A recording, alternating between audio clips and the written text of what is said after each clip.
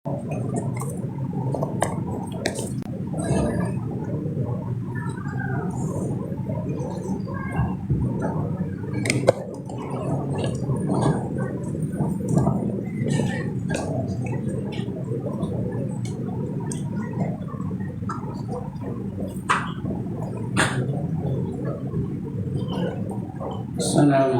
warahmatullahi wabarakatuh.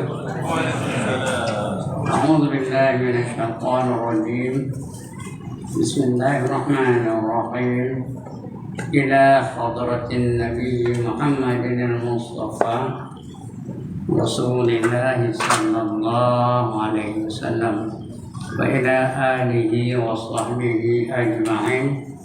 وإلى حضرات جميع الأنبياء والمرسلين عليهم الصلاة والسلام وإلى حضرات جميع الأولياء والصالحين وجميع المؤمنين والمؤمنات والمسلمين والمسلمات الأحياء منهم والأموات وإلى حضرات آبائنا وأمهاتنا وأجدادنا وجداتنا وعشيرتنا ومعلمينا ومن لهم حقوق علينا شكر الله لهم الفاتحة.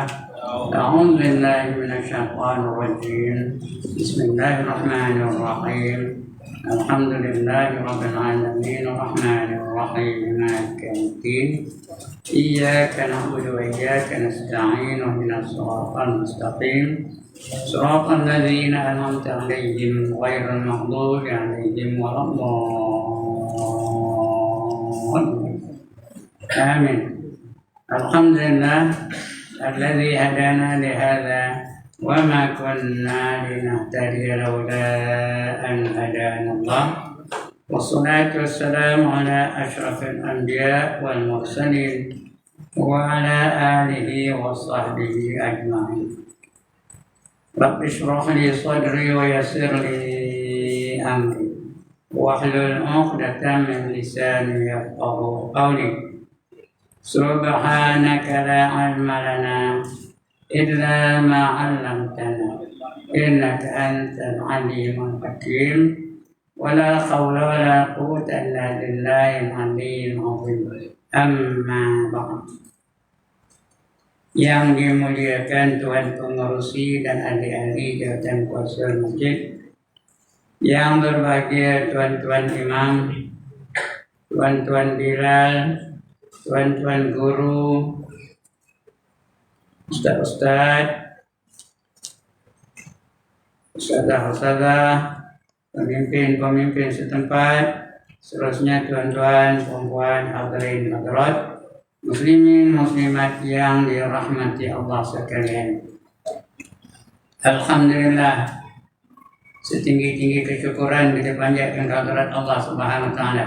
Karena pada malam ini sekali lagi diizinkan Allah untuk kita berada di taman-taman syurga di dunia. Mudah-mudahan Allah akan bekalkan kepada kita syurga yang sebenarnya di akhirat, di mana terdapat sesuatu yang tak pernah dilihat oleh mata, tak pernah didengar oleh telinga, dan tak pernah terlintas di hati. Syarat nak mendapatkannya dua saja. Yang pertama beriman, yang kedua beramal soleh. Dapat syurga itu Allah janji. Banyak ayat Quran yang menjanjikan syurga bagi mereka-mereka yang beriman dan beramal soleh.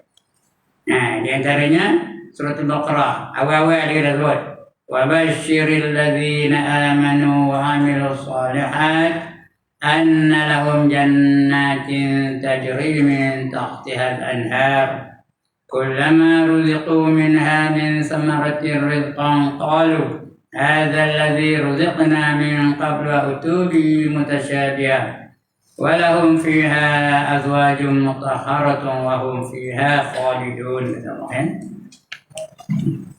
Berilah berita gembira kepada mereka-mereka yang beriman dan beramal saleh bahawa bagi mereka itu syurga yang mengalir di bawahnya beberapa sungai. Setiap kali mereka diberi buah-buahan, mereka berkata, ini sopa yang macam kami terima di dunia dulu. Namanya memang sopa, Tapi hakikatnya tak sama. Nah, di dunia ini ada doyan, di surga besok ada doyan. Di dunia ini ada rambutan, di surga besok ada rambutan juga. Nama sama, tapi realitinya tak sama. Doyan surga dengan doyan dunia apa kan? Mana apa ya? Dalam dunia ini ada yang mangkok, ada yang bulat, ada yang bonyok, ada yang busuk. Tapi dalam surga tekan, agak ni saya tak pernah ada tengok. Nah, tekan semua. Biji dia boleh makan, agak ni lah. Ya. Nama boleh siapa? Rambutan kita juga, rambutan dunia ni ada yang lekat, tak melekang. Ada yang masam. Ada yang bulat. Tapi di surga elok-elok belaka, macam cantik belaka. Mana ada dalam surga tu benda-benda yang kita benci. Mana ada dalam syurga tu benda-benda yang meluat. Mana ada dalam syurga tu benda yang kita jemu. Semua elok belaka. Nikmat syurga tu tadi saya dah cerita dengan muslimat. Nikmat syurga tu Allah sediakan ada 99% lagi berbanding dengan nikmat dunia. Semua nikmat Allah tu ada 100%. Di dunia ni Allah hanya bagi 1% saja. Sedangkan Allah simpan lagi 99% lagi di mana? Di syurga. Aku yang tak ada semua ada. Sebab tak pernah dilihat oleh mata, tak pernah didengar oleh telinga, tak pernah terlintas di hati. Nak bayang pun tak boleh. Tak usah kena cerita, nak bayang pun tak boleh. Itu keadaan di syurga. Syarat nak masuk syurga dua tadi, beriman dan beramal soleh. Dapat di syurga ya. 8 syurga menunggu bagi orang yang beriman dan beramal soleh. Baik, untuk malam ni kita sambung lagi pembacaan kita. Masih lagi cerita tentang iman. Macam mana nak memelihara iman dan sebagainya. Kalau tak salah saya, kita masih baca tentang iman tu boleh berkurang, boleh bertambah. Untuk malam ni kita sambung lagi. Tidak akan bertambah iman, yang pertama mesti beramal. Yang pertama mencari ilmu. Itu kata Sayyidina Umar. Yang kedua beramal. Mula berilmu, ada ilmu tentang iman, ilmu tentang Allah, ilmu tentang rukun iman yang 6 tu. Yang kedua kena beramal. Kalau percaya kena amalkan. Jadi tambah iman ya. Kalau ikut kitab saya ni, muka surat 269, betul? Berapa? 308. Oh, saya dah ketinggalan tadi ya. 308. Jauh nampak. Beza je. Bawah sekali. Jangan kitab tuan lain, kitab saya lain pun. 308.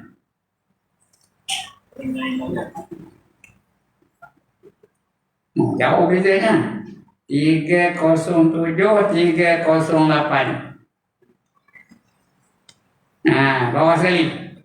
Berdasarkan kepada kedua-dua hakikat. Itu? Betul lah ya. Sama, tidak betul.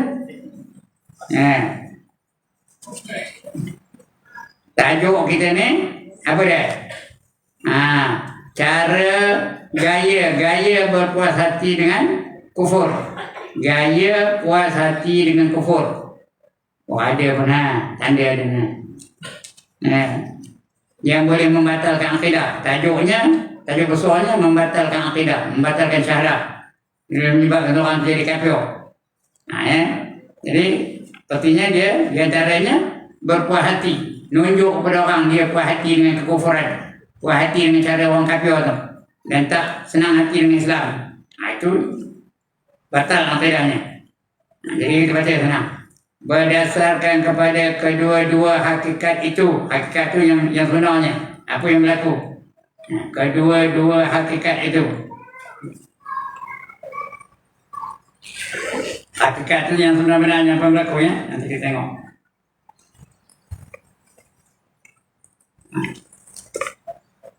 Ini nampak.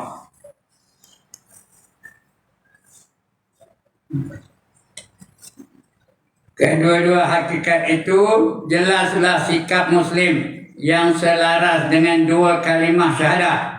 Dua kalimah syahadah itu syahadatullah, syahadatul Rasul. Itu dua kalimah syahadah terhadap musuh Allah dan musuh agamanya. Musuh agamanya. Yang terdiri daripada para kufar. Kufar itu pluralnya. Kalau seorang kafir, kalau kami kufar ya. Musyrikin dan orang-orang yang murtad. Orang kafir ini ada 4 golongan. Yang pertama dipanggil murtad. Yang kedua dipanggil musyrikin atau musyrik kalau seorang. Yang ketiga dipanggil mulhid. Yang keempat dipanggil munafik. Empat-empat itu kafir mereka. Nak mana? Murtad, musyrik, mulhid, musyrik, munafik, mana? Mana yang ada semua kafir mereka termasuk mereka kekal abadi selama-lamanya. Yang paling Allah marah antara 4 siapa? Munafik yang paling Allah marah. Sebab orang munafik itu ditempatkan di neraka yang paling bawah, tingkatan yang paling bawah dalam neraka.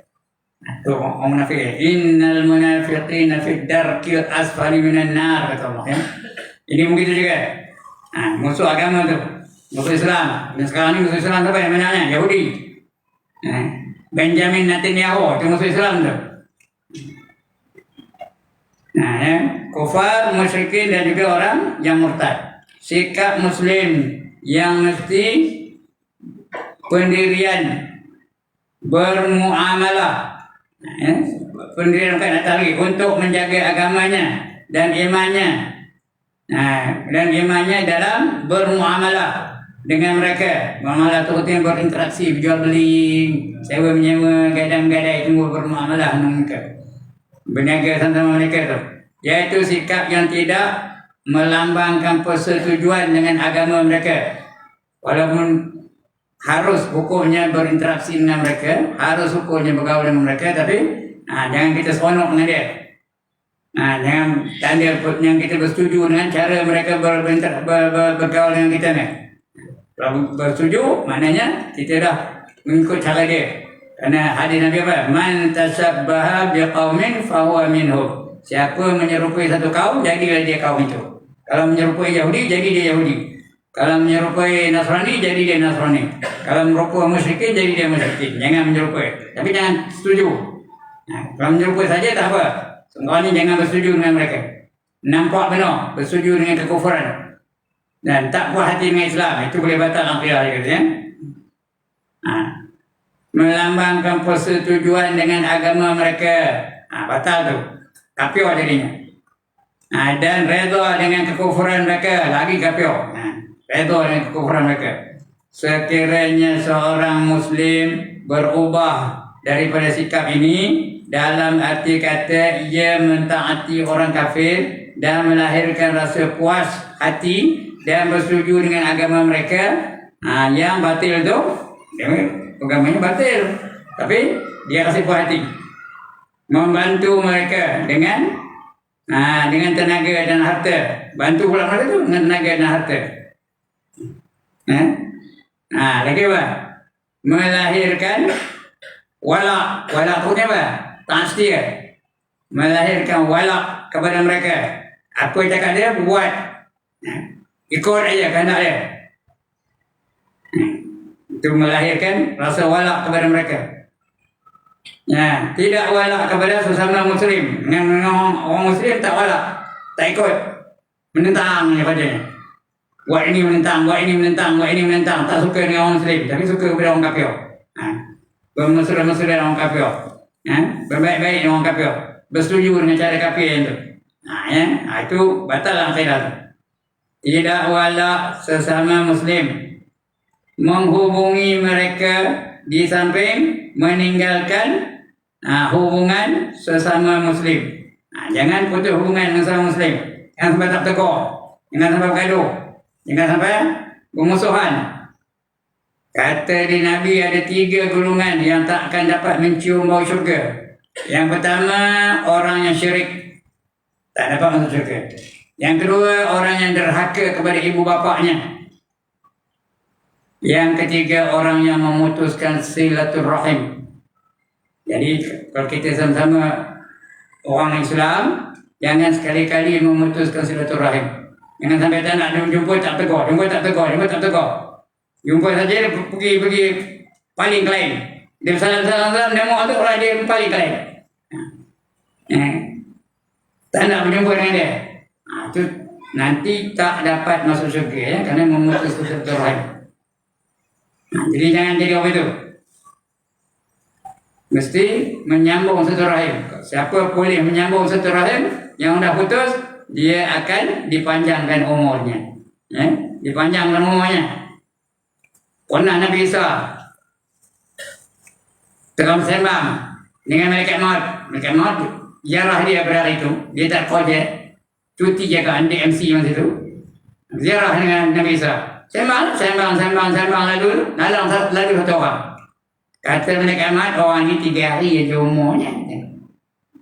Lepas esok bercakap dengan nyawanya. Iya kan? Kata orang malaikat maut tu. Pandai cakap orang baca. Tak ada apa-apa berlaku. Nabi Isa tak ada jawab apa-apa. Balik masing-masing. Beberapa bulan lepas itu, malaikat maut datang balik berjumpa dengan Nabi Isa. Sembang balik. Sembang. Tengok lalu orang yang dulu juga. Yang dikata malaikat maut tu umurnya 3 hari lagi je. Padahal dah berlaku tak berapa bulan dah. Nabi Isa, kamu nipu aku kan? Kamu nipu aku, kamu kata 3 hari umurnya ini berapa bulan dah? Masih hidup lagi?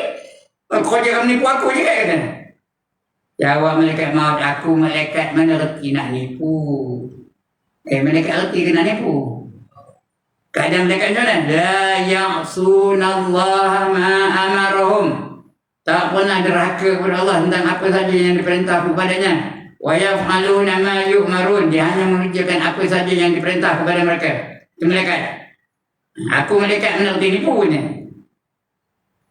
Orang itu tadi, sepeninggalan kita, dia telah menghubungkan silaturahim yang telah lama putus. Dia sambung balik, menyambung balik silaturahim yang sudah lama diputusnya. Maka Allah panjangkan umurnya lagi 30 tahun. Allah panjangkan umurnya 30 tahun. Sebab itu tuan-tuan, ajal ni atau takdir ni ada 2. Satu dipanggil takdir mubram. Lagi satu dipanggil takdir mu'allaqun. Mu'allaqun yang tertulis di Lauh Mahfuz. Yang mubram tu hanya dalam ilmu Allah. Allah yang tahu, yang lain tak tahu. Yang lain tak tahu. Itu namanya mubram. Ada 2 jenis takdir. Yang ini yang mubram tu orang lain tak tahu. Yang tahu Allah hanya. Lalu dipanjangkan umurnya 30 tahun lagi. Kerana menghubung satu rahimnya. Ini boleh baca dalam apa? Dalam kitab Aqidah Ahlussunnah wal Jamaah. Ada baca tu ni? Ada ya. Tengok bab takdir, bab apa ni? Takdir lah, takdir hujung dia. Qada dan qadar. Ada mubram, ada mu'allaqun. Mu'allaqun tu apa yang tertulis di Lauh Mahfuz. Boleh ikut, boleh tak ikut. Allah boleh ikut apa yang tulis itu dan boleh juga Allah abaikan, tak ikut. Itu namanya mu'allaqun. Ini mubram ni Allah yang tahu, yang lain tak tahu, malaikat tak tahu, semua tak tahu, Rasul semua tak tahu. Baik. Itu ya.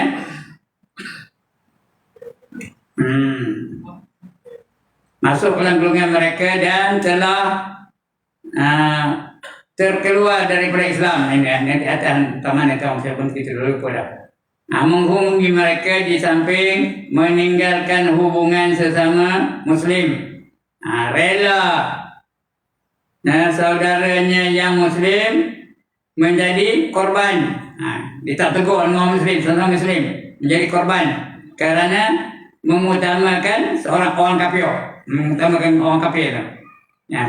Cari pemimpin, cari orang kafir, ikut perintah orang kafir. Berarti ia telah masuk dalam golongan mereka.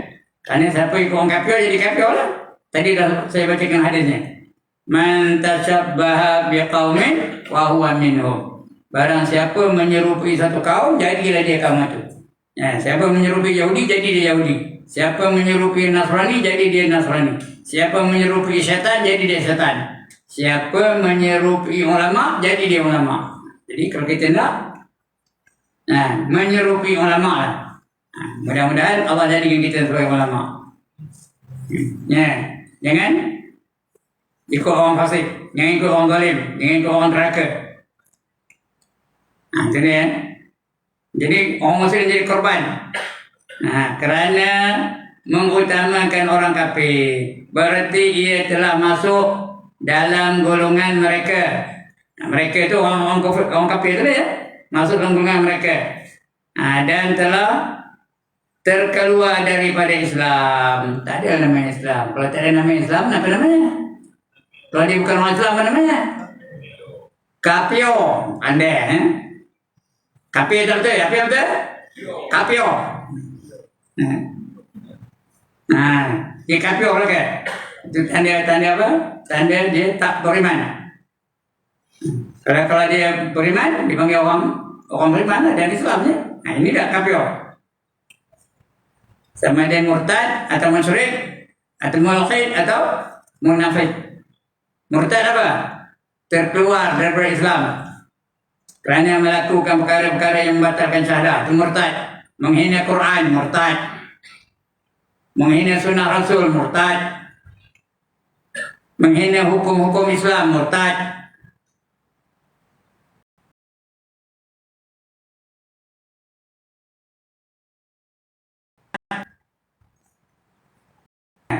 Menghina sunnah Rasul, murtad. Dah saya sebut tadi dah, ya. Ini nyapa lagi itu. Genyi aku tengoknya kita. Mengenai sugi. Genyi aku tengoknya. Dah kau bulan poket. Genyi kau kata. Murtad jadi. Soal dia tak buat lain cerita. Soal dia tak buat dia tak dapat pahala kan. Tapi kalau menghina, murtad jadinya. Jangan sampai menghina. Tak nak buat lain cerita. Jangan sampai menghina sunnah Rasul. Kerana ini apa perbuatan ni? Siapa punya? Siapa nyuruh? Rasul nyuruh ni. Apa kata Nabi?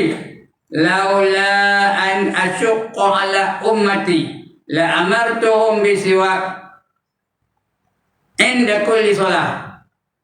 Sekiranya tidak menyusahkan umat aku, nescaya akan aku perintahkan mereka supaya bersugi setiap kali mereka nak semayang. Tapi oleh kerana menyusahkan, tak ada diperintahnya. Tidak wajib.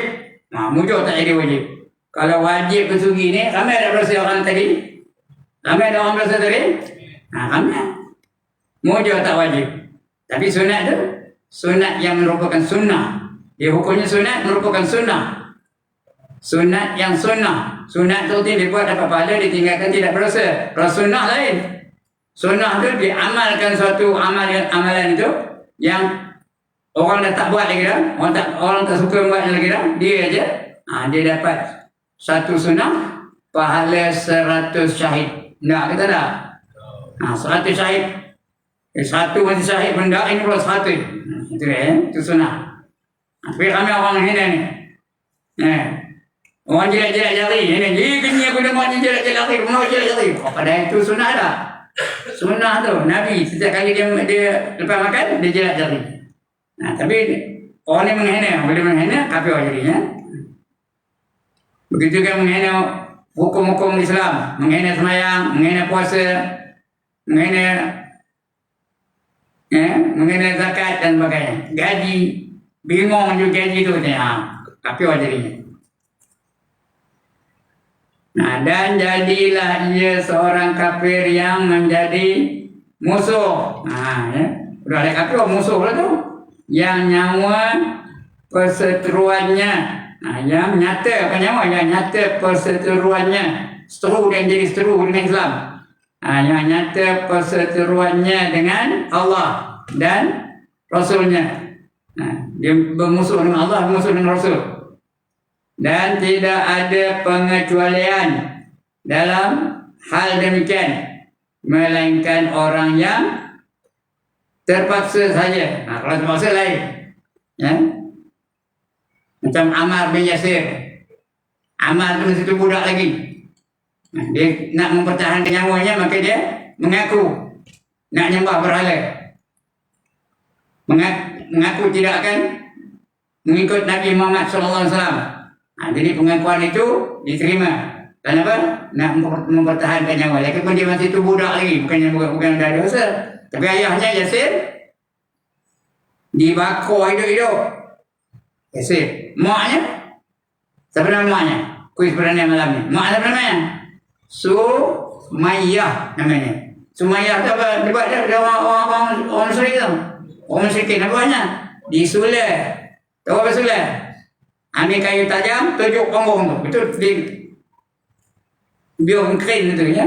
Darahnya kira lah macam-macam. Syahidah yang pertama namanya Sumayyah. Yasir dia syahid dia. Dia bukan yang pertama. Yang pertama tu mati dalam peperangan. Hamzah, Sayyidina Hamzah, Sayyidina Jafar. Tapi perempuan yang pertama syahidahnya ialah Sumayyah ya. Jadi anak itu Ammar tu dia terpaksa tunduk tunduk kepada kehendak orang-orang musyrikin tu. Kalau terpaksa tak apa, kerana mempertahankan nyawa. Baik. Dan tidak ada pengecualian dalam hal demikian melainkan orang yang terpaksa saja. Kalau terpaksa tak apa. Iaitu seorang Muslim yang berada di bawah tindakan kuasa orang-orang kafir. Yang menyuruh orang-orang Muslim taat kepada mereka. Kalau kamu tak taat, tembak. Itu tak apa ya. Sudah terpaksa waktu itu. Aku bunuh kamu. Tak apa. Tapi kalau sakit aku buang kamu kau je, kena tak boleh lagi, tak boleh ikut lagi tau. Aku tukar kamu, tak boleh ikut lagi. Dia hanya boleh kita tunduk kepada orang kafir tu kerana nak mempertahankan nyawa. Boleh. Jawatan tak boleh. Kekayaan tak boleh. Jawatan tak boleh. Apa? Kekayaan tak boleh. Tak boleh kita tunduk kepada orang kafir tu kerana kekayaan, kerana jawatan, kerana kedudukan, kerana pangkat dan sebagainya. Tak boleh lagi. Tapi kalau kerana nyawa boleh. Dah siap pistol di kepala tu. Kamu tak nak ikut, aku tembak. Masa itu baru boleh ya. Baru boleh kita ikut perintah dia. Ya, kita ni boleh menuju ke arah itu dah. Ya, boleh dah menuju ke arah itu. Boleh. Dan secara halus yang mereka itu sekarang ni meresap dalam pemikiran orang Melayu sekarang ni ya. Sekarang ni nak dihapuskan pencen. Penjawat awam tu kebanyakan sekarang ni orang apa?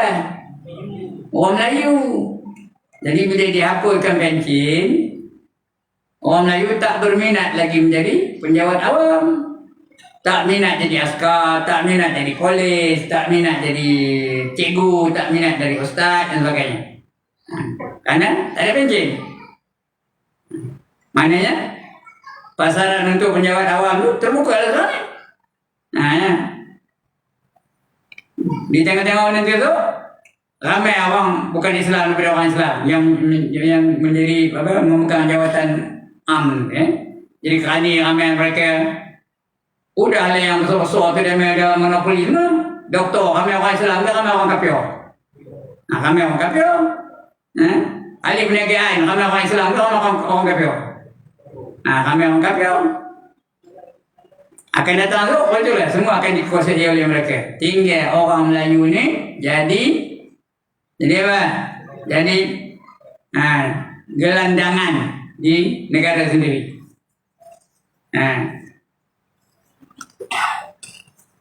Jadi pelarian dalam negara sendiri. Kenapa? Itu cara-cara mereka nak bertindak dengan cara halus ya. Yang menyuruh orang Muslim taat kepada mereka di atas kebatilan mereka serta mereka mengugut dengan membunuh atau boleh boleh kita ikut ya, mengugut dengan membunuh atau telah mulai menyeksa mereka.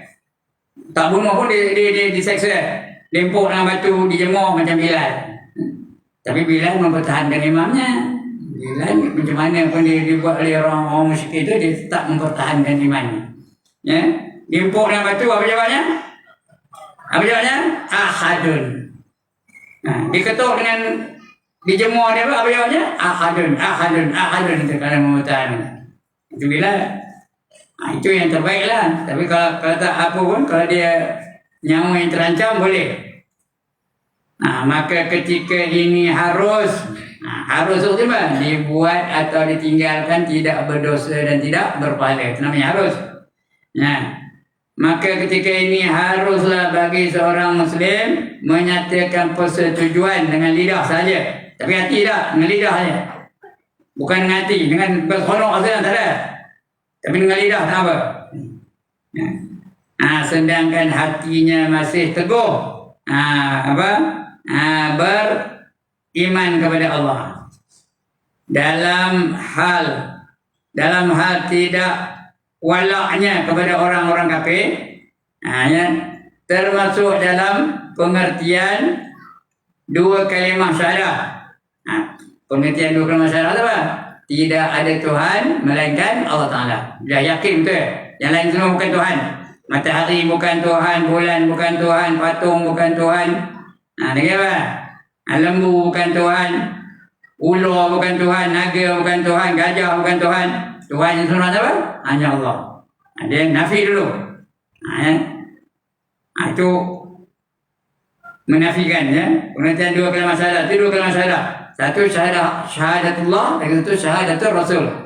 Kemudian mengisyaratkan bahawa Nabi Muhammad itu adalah pesuruh Allah. Itu yang kita ucap tu, asyhadu an la ilaha illallah wa asyhadu anna Muhammadar Rasulullah. Aku naik saksi bahawasanya tidak ada Tuhan yang disembah melainkan Allah. Dan aku naik saksi bahawasanya Nabi Muhammad itu adalah pesuruh Allah. Itu dua syahadah ya. Dua kalimah syahadah. Dalam hal tidak walaknya kepada orang-orang kafir termasuk dalam pengertian dua kalimah syahadah.